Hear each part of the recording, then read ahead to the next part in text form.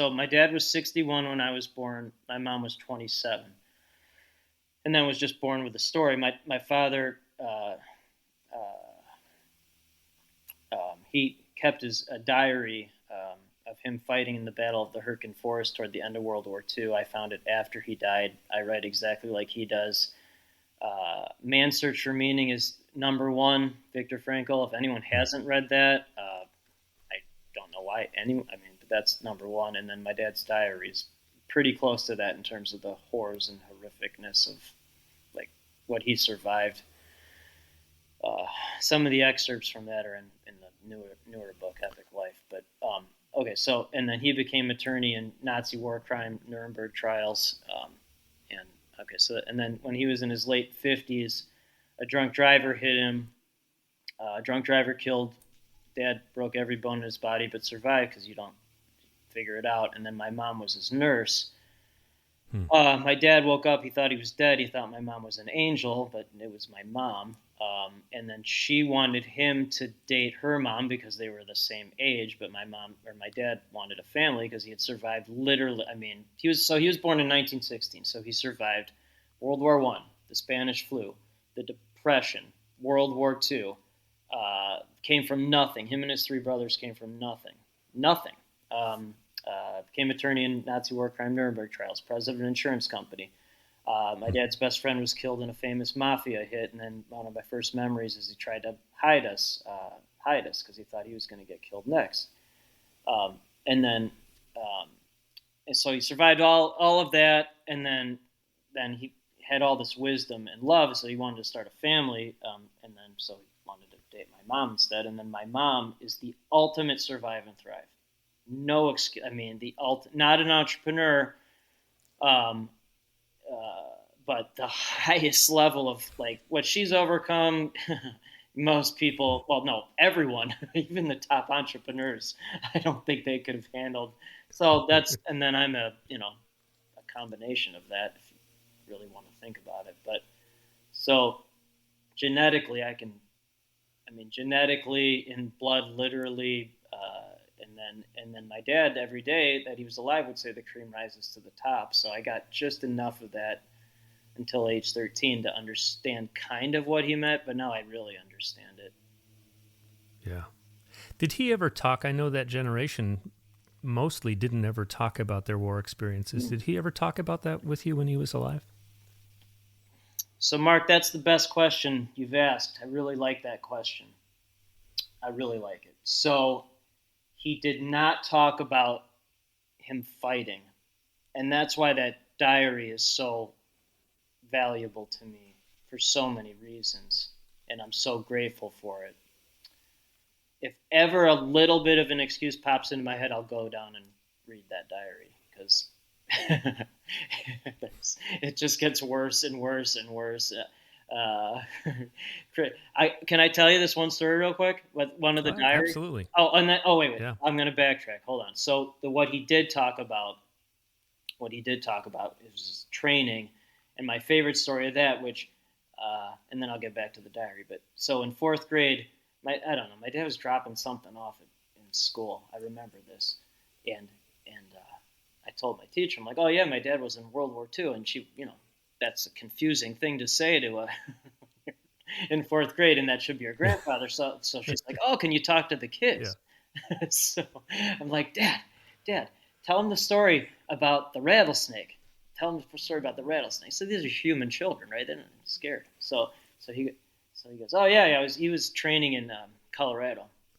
I can't remember what the camp. They just made it a national, like one of those national things now, where they dedicated it or something. I can't remember what it was called. Like a monument. Yeah, like a monument thing. Yeah, camp something. I can't remember what it was called. But anyway, so he was sleeping in a tent, in a rattlesnake crawled right across his neck. While he woke up, a rattlesnake crawling across his neck, and he just sat there and let it slither out there.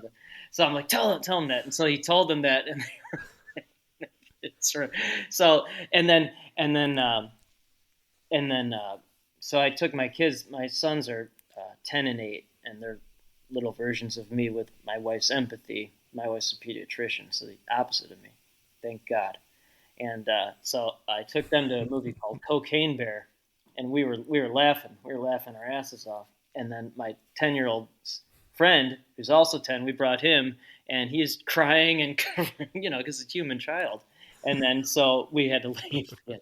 So that was my childhood. My dad took me to RoboCop and Platoon, and so then the kids, my friends, would cry, and he'd be like, "What are you doing?"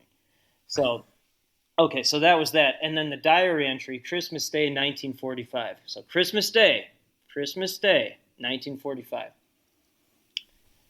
and excuse me, I think maybe it was 1944. I'll have to look that up. Actually, I'll find it in the book. But anyway, it was Christmas Day. So he was watching. He was on the ground and he was watching three American planes. Christmas Day, 1944. I got it right here. Okay. So he was watching a dogfight between three American planes and one Nazi plane. The Nazi plane shot down the first two American planes. The third American plane shot the Nazi plane. The Nazi pilot jumps out of the plane and his parachute did not open. And my dad and his friends watched this, and he watched the body and goes, bam, bam, body explodes. This is Christmas Day. And then they go over to the body and they looked at the papers. One of them could read German, and then the pilot was 17 on his first mission. Yeah. So that's entrepreneur life. If you can't do that, then do not become an entrepreneur. You can become a small business owner or an employee or consultant. Do not become an entrepreneur.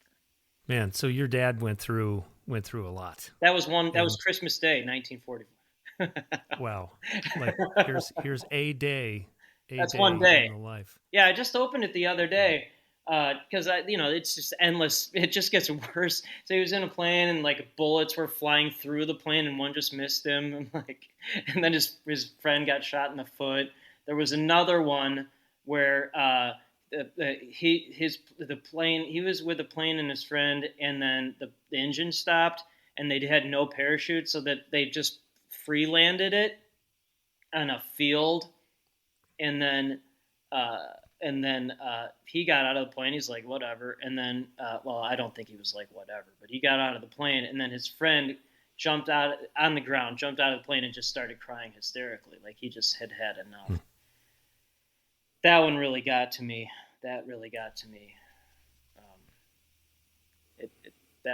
So my empathy kicks in there. I feel that very strongly. Yeah. It almost makes me stop talking. Do you think your dad?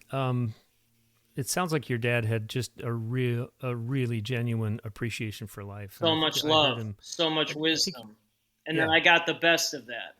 Yeah, just enough of it, just enough. Yeah.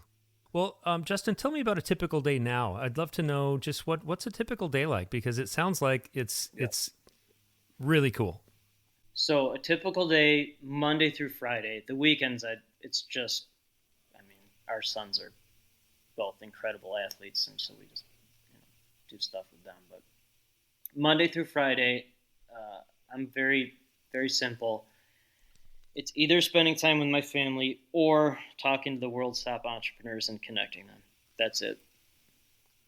Either in person or like this. That sounds like every day you are, like you said before, to say that you like being the dumbest guy in the room is, I think, a pretty amazing statement, because I would say a lot of business leaders would love to think that they are the smartest person in the room. And those are business leaders, not entrepreneurs. Stops, right? No. Those are business leaders. No. Not right, but just typical corporate business leaders. I don't talk to those people. Yeah. That's boring to me. So what excites you most, Justin? That's it. Give me an example. No. Yeah. Thank you. But no, my family and doing this, that's it.